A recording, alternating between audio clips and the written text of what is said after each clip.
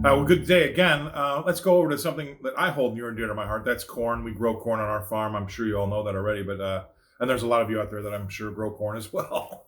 And so it's not just us. But look, when we see moves like this in the grain markets, and it's nice to see something like this in something as big as the corn market. Over the last 5 years, maybe half a decade, you've seen these markets met with some good selling.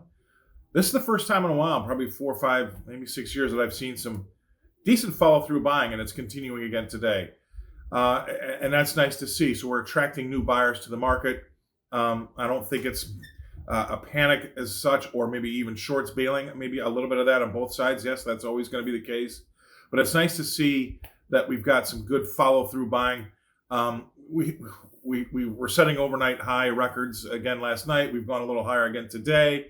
Those are good things and strong things and portend of higher prices to come. So technically speaking, and on that chart, things look pretty good in the way that it's acting. It's just sometimes I don't want the market to get out in front of itself, and we can be careful about that. We have some upside targets, but let's do some work here and kind of settle in and take stock of where we've been. I think that's going to be important because these things that kind of take off on you don't have a history of lasting very long. I'd like to see us grind higher. So we'll see. So right now, still acting technically pretty good, making new highs overnight, which I like to see.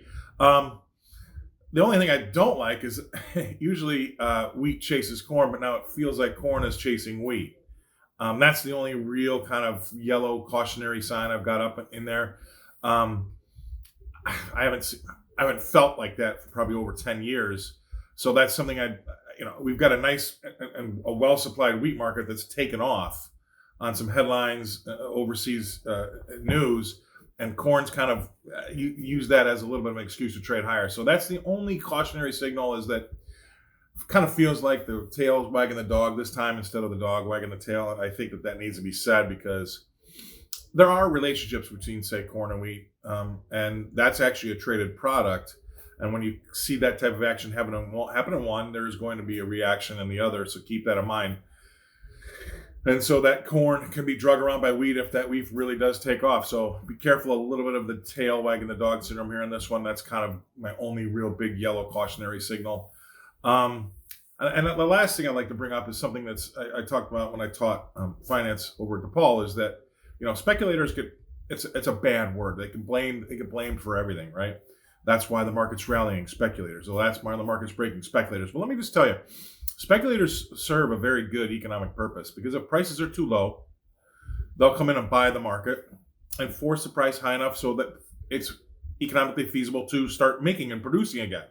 And at the same time, if prices are too high, they'll come in and sell the market to drive it down, so it makes it economically, they'll force out people from producing and level the playing field again. A lot of times they get bad names, but they absolutely have an important economic function here. They're just a little bit earlier to the table, and they're always an easy scapegoat. So don't blame them.